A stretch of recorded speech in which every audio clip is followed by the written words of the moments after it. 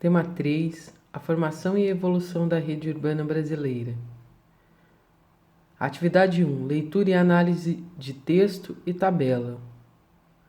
O processo de industrialização no país ocorreu em meio a uma concentração urbana acelerada, desordenada e com a transferência de unidades industriais poluidoras dos países desenvolvidos para os países subdesenvolvidos, atraídos por leis ambientais flexíveis e incentivos governamentais. As metrópoles expandiram-se e conurbaram com as cidades próximas, possuindo alto grau de integração entre si na economia, política, cultural e nos transportes, com demandas de serviços e atividades que não podem ser resolvidas pelos esforços individuais dos municípios. Os problemas deixavam de ser locais, assumindo uma dimensão metropolitana.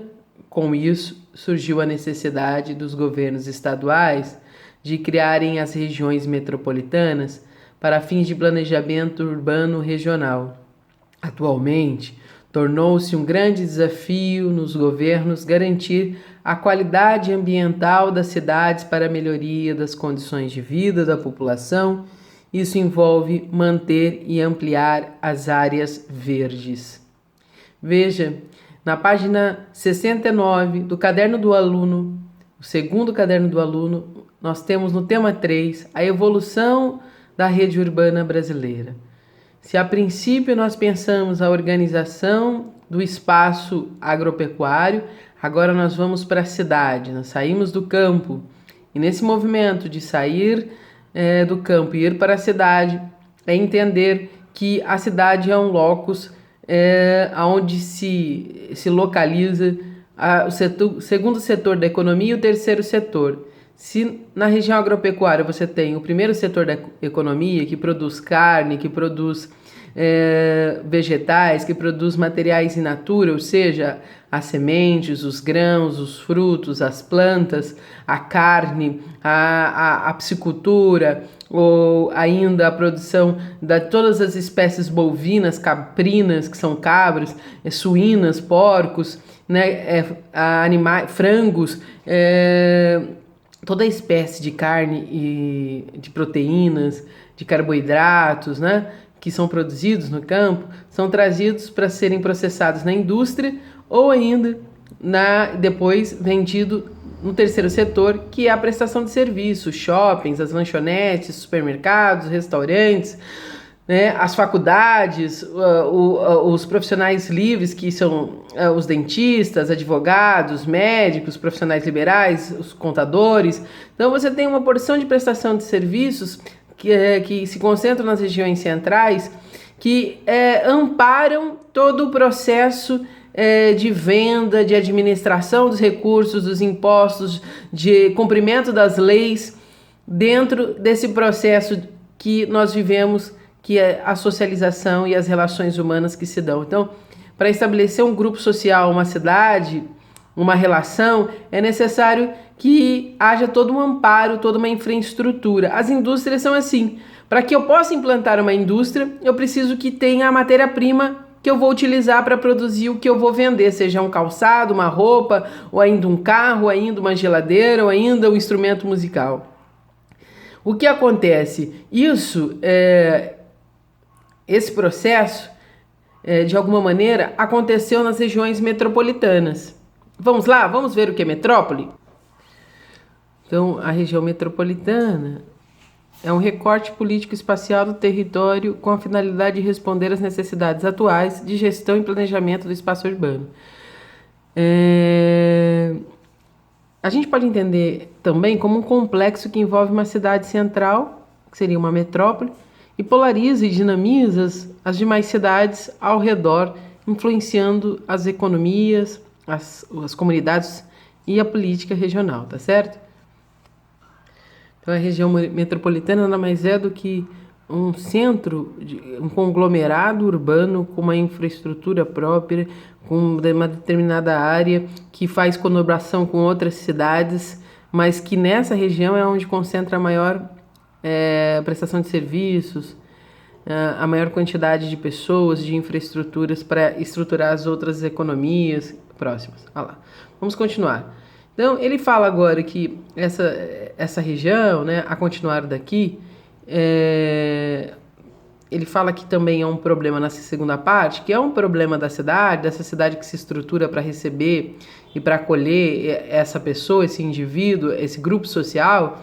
Ela também, quando vai amparar as indústrias que vêm de outros países com favorecimento na economia, então trata-se de uma relação econômica entre os dois presidentes dos dois países, por exemplo, o Brasil e a China.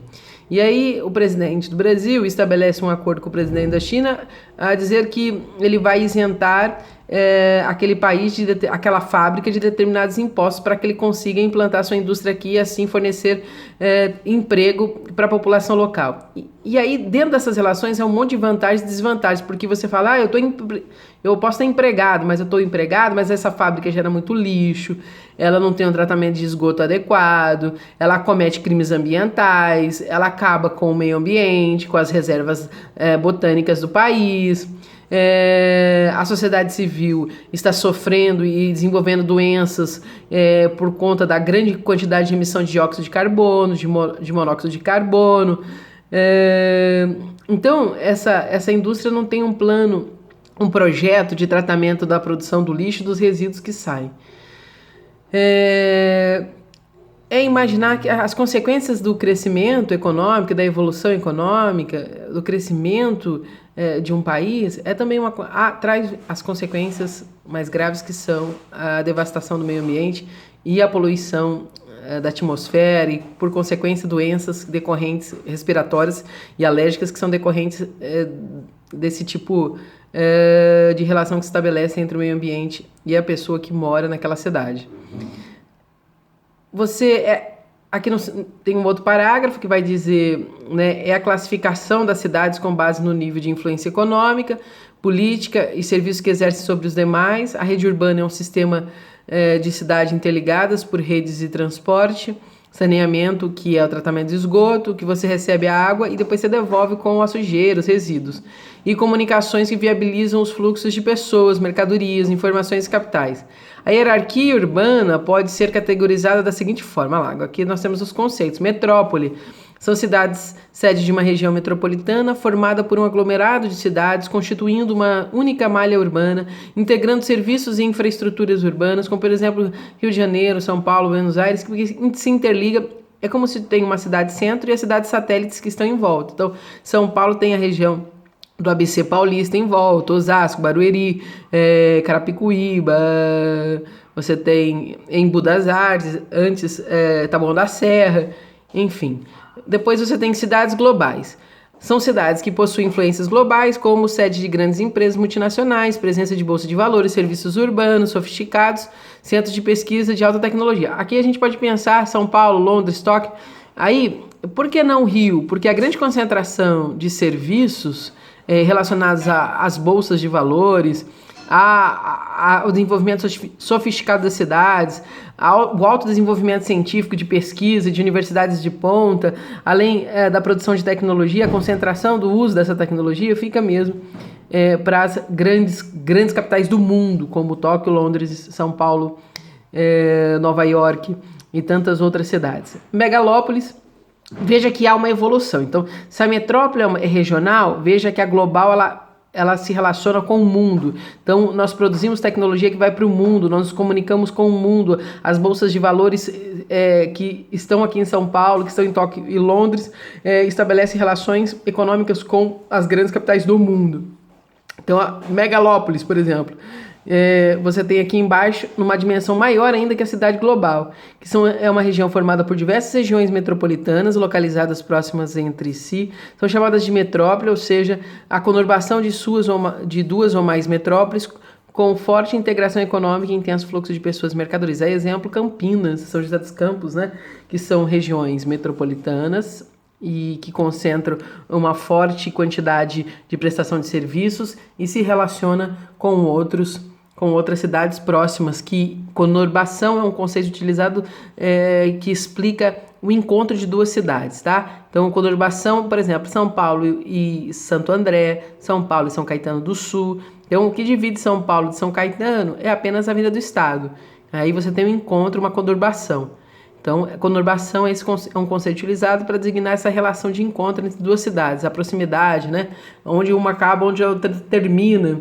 A tabela de distribuição, aqui está dizendo, vamos realizar uma análise de dados apresentados na tabela, verifica a distribuição da população rural e urbana no período de 1960 a 2010. Como é que essa população rural e urbana se distribuía ao longo do território brasileiro? Vamos lá.